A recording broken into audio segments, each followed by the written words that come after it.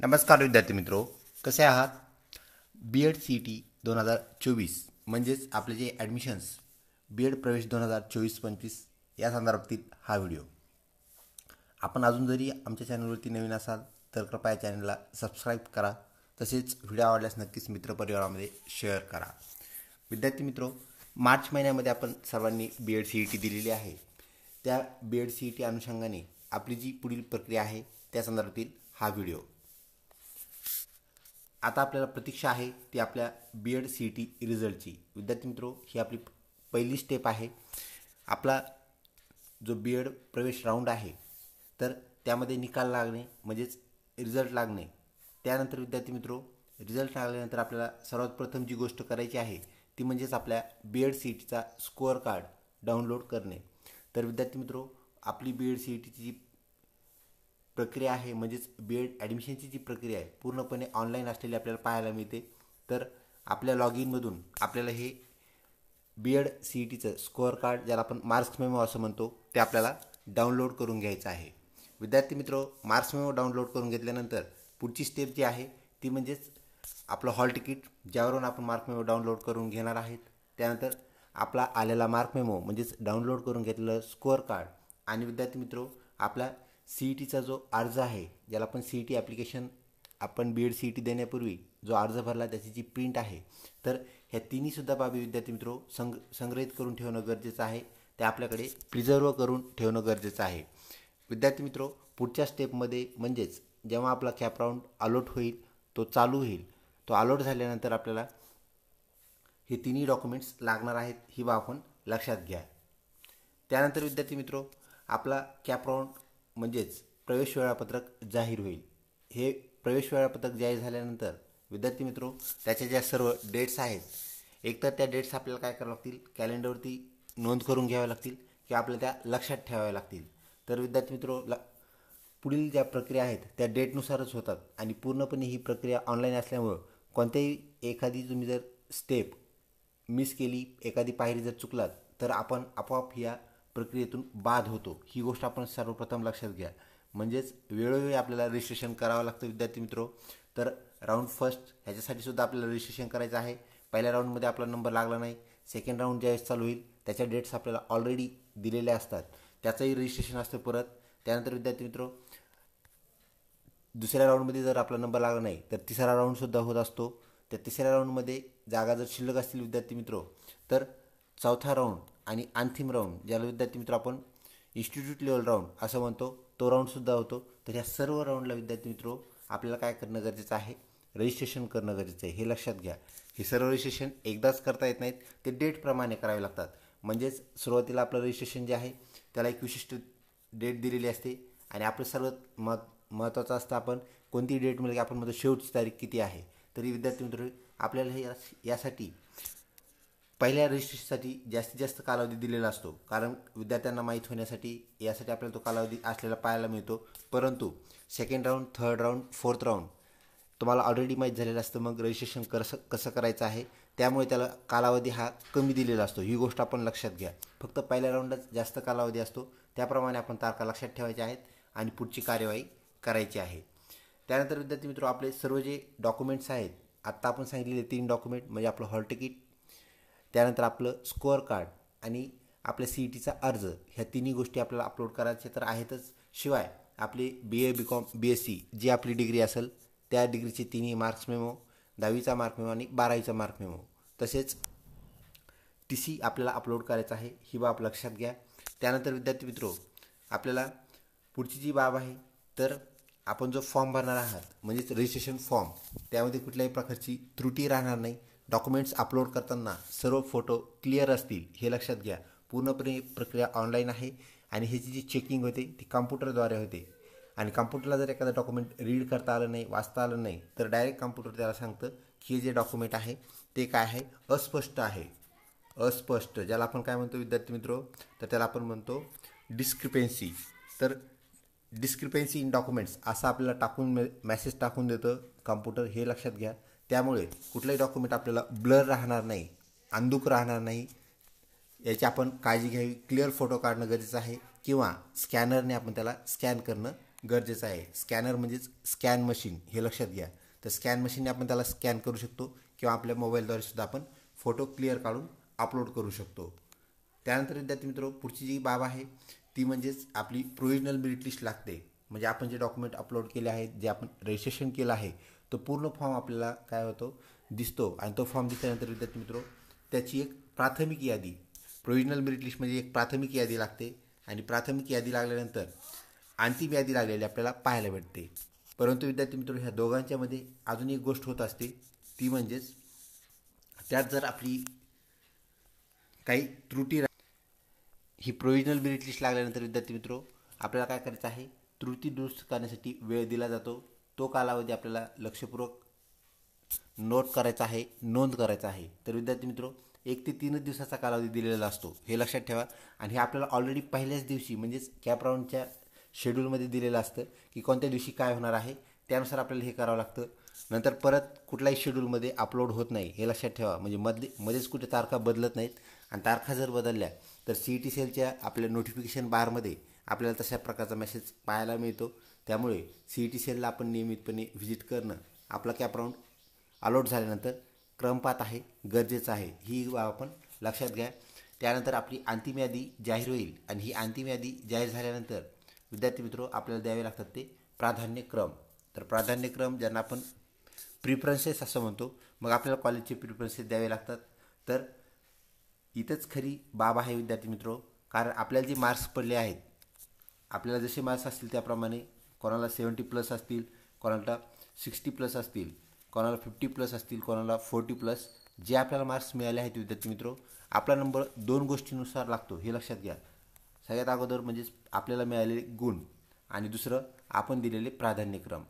विद्यार्थी मित्र बऱ्याच वेळेस विद्यार्थी एकाच कॉलेजला प्राधान्यक्रम देतात किंवा 2च देतात, म्हणतात मला जास्त कॉलेज टाकायचे नाही.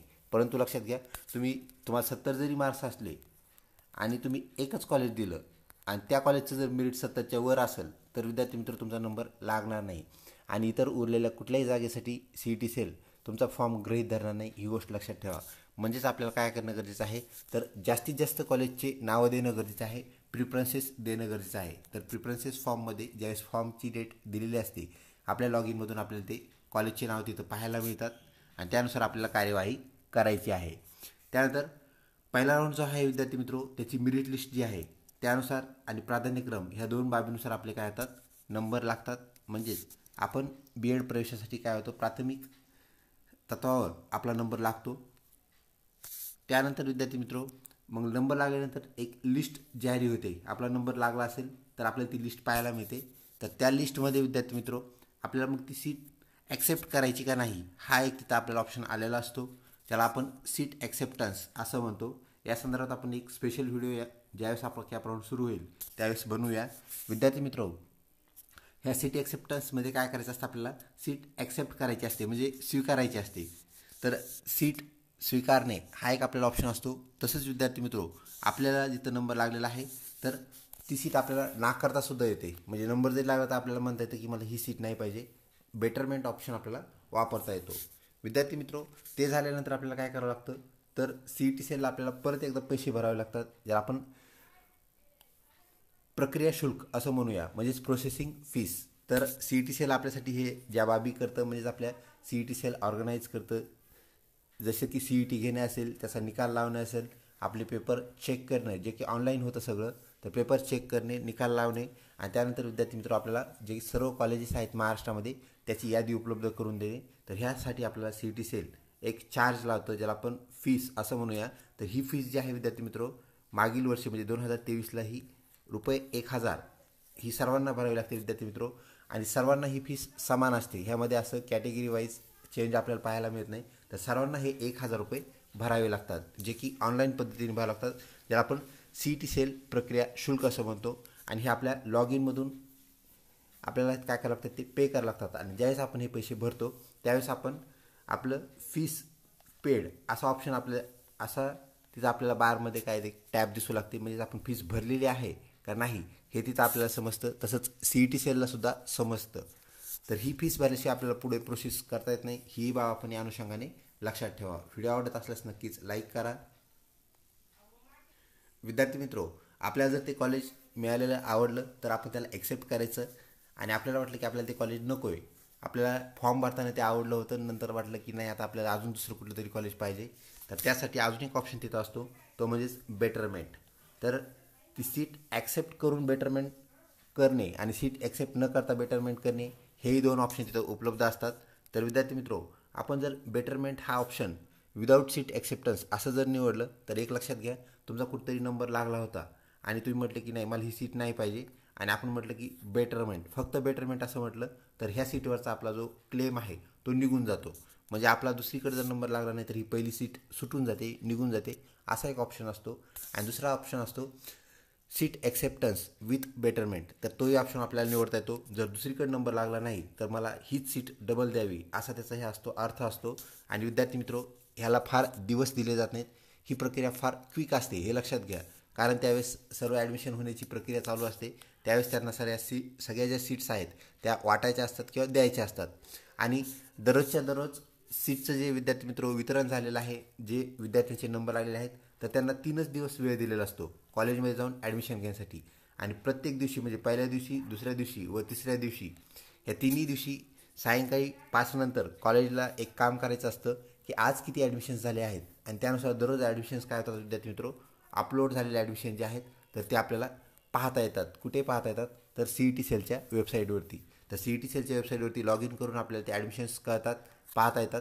लॉग इन न करतासुद्धा ते ॲडमिशन्स पाहता येतात, हे लक्षात घ्या. तर त्याप्रमाणे ही प्रक्रिया क्विक असते. त्यामुळे आपल्याला सीट विथ बेटरमेंट असं निवडायचं आहे का विदाऊट आपला जो ऑप्शन मिळालेला आहे त्यानुसार निवडायचं आहे. त्याबद्दल आपण एक सविस्तर व्हिडिओ नंतर ज्यावेळेस आपलं ॲडमिशन प्रोसेस चालू होईल त्यावेळेस आपल्याला पाहता येईल. तर फ्रीज ऑप्शन आपण वापरून पहिली सीट आरक्षित करू शकता किंवा त्याला फ्रीज करू शकता, किंवा फ्रीज ऑप्शन जर आपण वापरला नाही तर आपला पहिल्या सीटवरचा क्लेम निघून जातो. त्यानंतर विद्यार्थी मित्रो, दुसरं जे कॉलेज मिळाले, आपण बेटरमेंट हा ऑप्शन वापरला आणि दुसरं मिळालेलं कॉलेज, नवीन कॉलेज म्हणूया आपण त्याला, तर नवीन कॉलेज आपल्याला जे मिळालं तर त्याला पण तीच प्रक्रिया आहे. ज्यावेळेस आपल्याला ते कॉलेज पूर्णपणे पटते त्यावेळेस आपण त्याला ॲक्सेप्ट करणं गरजेचं आहे. आपण जर ॲक्सेप्ट केलं नाही तर विद्यार्थी मित्र आपला त्याला क्लेम राहत नाही. ह्यालासुद्धा डेट दिलेली असते. म्हणजेच CET सेलचा जो शेड्यूल आहे, ज्याला आपण ॲडमिशन शेड्यूल म्हणतो, तो पूर्णपणे डेटवरती आणि ऑनलाईन प्रक्रियेवरती चालतो, हे आपण बिलकुल विसरू नका. त्याप्रमाणे आपल्याला काय करायचं आहे, पुढची कारवाई करायची आहे. तर अशाच प्रकारच्या व्हिडिओसाठी चॅनलला लिंक राहा. चॅनल अजूनही सबस्क्राईब केलं नसेल तर कृपया सबस्क्राईब करा. विद्यार्थी मित्रो, ही सीट ॲक्सेप्ट केल्यानंतर आपल्याला 3 दिवसामध्ये काय करावं लागते, ॲडमिशनची डेट तिथं दिलेली असते, आपल्या लॉग इनमध्ये ते आपल्याला पाहायला मिळते. आणि तिथे सीट ॲक्सेप्ट केल्यानंतर त्याचं लेटर, ज्याला आपण ॲडमिशन लेटर असं म्हणतो, तेही लेटर आपल्याला डाउनलोड करता येतं. तर विद्यार्थी मित्र, याप्रमाणे आपण सीट ॲक्सेप्ट केली की लगेच कॉलेजला लॉग इनला कळतं की ह्या विद्यार्थ्यांनी आपल्या कॉलेजची सीट ॲक्सेप्ट केलेली आहे. तर तिथं आपलं सीट ॲक्सेप्टन्स त्यांना पाहायला मिळतं. आणि नंतर आपण काय करायचं आहे, 3 दिवसामध्ये तिथं जायचं आहे. तिथंही तुमचं असतं की शेवटच्या दिवशी जायचं का, बिलकुल नाही. तर पहिल्या किंवा दुसऱ्या दिवशी जाणं आपण गरजेचं आहे विद्यार्थी मित्रो. तर 5 वाजेपर्यंतच हे ऑफिस चालू असतात, त्यानंतर त्यांचं ऑफिशियल वर्क चालू होतं. तर 5च्या नंतर आपल्याला ॲडमिशन मिळत नाही, हे लक्षात घ्या, सायंकाळी 5 वाजता. तर त्यापूर्वी आपण कॉलेजमध्ये पोहोचणं गरजेचं आहे. म्हणजेच सकाळीच आपण तिथे पोहोचणं गरजेचं आहे. 11-12ला गेलं आणि अनेक विद्यार्थी असतील, प्रक्रिया सगळ्या विद्यार्थ्यांचे डॉक्युमेंट्स तिथं व्हेरीफाय होतात, तपासले जातात. तर एक विद्यार्थ्याचे डॉक्युमेंट्स चेक करण्यासाठी वेळ लागतो. त्यामुळे आपण निर्धारित वेळेत सकाळीच जाणं गरजेचं आहे. पहिल्या दुसऱ्या दिवशी आपण सीट जी ॲक्सेप्ट केलेली आहे तिला आपण ऑफलाईन ॲडमिशन घेणं गरजेचं आहे. आणि ज्यावेळेस तुम्ही तिथली प्रवेश प्रक्रिया पूर्ण करता, तुमची डॉक्युमेंट्स व्हेरिफिकेशन होतात, सर्व डॉक्युमेंट चेक केले जातात. आणि ते तुम्ही CET फॉर्म भरताना सांगितलेले डॉक्युमेंट्स जे आहेत विद्यार्थी मित्रो, ते सर्व डॉक्युमेंट्स तिथं प्रेझेंट लागतात. असं नाही की कुठलं तरी डॉक्युमेंट त्यावेळेस माझ्याकडे होतं आता हरवलं. कारण तुम्ही जर त्यावेळेस त्याला अपलोड केलं असेल तर ते तुमच्याकडे आजही पाहिजे, ही गोष्ट आपण लक्षात घ्या. म्हणजेच डॉक्युमेंट्समध्ये कुठलाही फरक चालत नाही. अगोदर ते डॉक्युमेंट माझ्याकडे होतं आणि आता नाही, असं आपल्याला चालणार नाही. जर एखादं काही डॉक्युमेंट हरवलंच तर त्याची आपल्याला द्वितीय प्रत त्या बोर्डातून त्या विद्यापीठातून घेऊन ती त्यांना सादर करणं गरजेचं आहे. आणि त्याचं कारण आपल्याला देणं गरजेचं आहे की कशाप्रकारे हरवलं होतं आणि नवीन कसं मिळवलं, हे आपल्याला तिथं सांगावं लागतं. ही गोष्ट लक्षात घ्या. आपला प्रवेश पूर्णपणे नाकारण्याचा अधिकार तिथल्या प्रवेश समितीला असतो. आपलं एखादं डॉक्युमेंट आपल्याकडे नसेलच किंवा एखादा डॉक्युमेंट आपण जर सादर करू शकत नसेल तर ती प्रवेश समिती जी आहे त्याप्रमाणे कार्यवाही करते, ही गोष्ट आपण लक्षात घ्या. तर अशा प्रकारे विद्यार्थी मित्र आपला प्रवेश जो आहे तो निश्चित होतो. आणि ज्यावेळेस आपण तिथली प्रवेश प्रक्रियेची फीस भरू, त्यांची ॲडमिशन फीस भरू आणि हे झाल्यानंतरच आपली सीट विद्यार्थी मित्र मग काय होते, बुक होते. आणि सीट बुक झाल्यानंतर आपोआप आपल्या CET सेलला दाखवतं की ह्या विद्यार्थ्यांनी ॲडमिशन घेतलेले आहेत. मग दररोज जागा तिथं अपडेट होत राहतात. दररोज आपल्याला कळतं की ह्या कॉलेजला इतक्या जागा शिल्लक आहेत, त्या कॉलेजच्या इतक्या जागा शिल्लक आहेत. त्याचं अपडेशन आपल्याला दररोज घेता येतं. या प्रकारे होतो विद्यार्थी मित्र राऊंड फर्स्ट. आता फर्स्ट राऊंड झाला आणि आपला नंबरच नाही लागला, म्हणजे आपल्याला गुण कमी असतील, आपण प्राधान्यक्रम कमी दिले असतील, असं जर झालं तर विद्यार्थी मित्र मग परत आपल्याला शेड्यूल ऑलरेडी दिलेला असतो, तो डबल येत नाही. सर्व जे शेड्यूल्स आहेत विद्यार्थी मित्र ऑलरेडी दिलेले असतात, हे लक्षात घ्या. आणि असं नाही की दरवेळेस 4 राऊंडच होतील. तर पहिल्याच राऊंडमध्ये जर सर्व सीट बुक झाल्या तर विद्यार्थी मित्र आपल्याला दुसरा राऊंडसुद्धा होत नाही, हे लक्षात घ्या. पहिल्या राऊंडला जे विद्यार्थी आले त्या सगळ्यांनी जर ॲडमिशन्स घेतले तर दुसरा राऊंडसुद्धा होत नाही. परंतु विद्यार्थी मित्र आपल्याला माहीत आहे, विद्यार्थी हे फॉर्म जे भरतात ते मल्टिपल फॉर्म भरतात. बऱ्याच जणांनी MBA CET दिली असते, मेडिकल CET दिली असते किंवा अजून कुठली तरी CET दिलेली असते. तर ते BEd CETमध्ये पण ते गणले जातात आणि दुसरीकडे त्यांनी प्रवेश घेतल्यानंतर विद्यार्थी मित्र खऱ्या अर्थाने ते विद्यार्थी कमी होतात. म्हणजे CET दिलेले आहे पण ते कमी झाले तर त्या सीट रिकाम्या राहतात. मग जितके विद्यार्थी तुमच्या BEd ॲडमिशन प्रोसेसमध्ये येणार नाहीत तितके कमी होतात आणि तितक्याच जागा रिकाम्या राहून पुढच्या राऊंडमध्ये प्रमोट होतात. तर राऊंड फर्स्ट झाल्यानंतर राऊंड सेकंड झालेला आपल्याला पाहायला मिळतो. सेकंड राऊंडमध्ये सुद्धा त्यांच्या जागा फुलफिल झाल्या नाही. काही लोकांनी एकच ऑप्शन दिला कॉलेजचा आणि त्या कॉलेजला त्यांचा नंबर लागला नाही. तर विद्यार्थी मित्र अजून सीट आपल्याला रिकाम्या राहायला पाहायला मिळतात. त्या जातात तिसऱ्या राऊंडमध्ये आणि तिसऱ्या राऊंडमध्ये जर रिकाम्या जागा राहिल्या तर CET सेल अजून एक निर्णय घेतं आणि त्यामध्ये मग CET सेल काय करतं, त्या कॉलेजला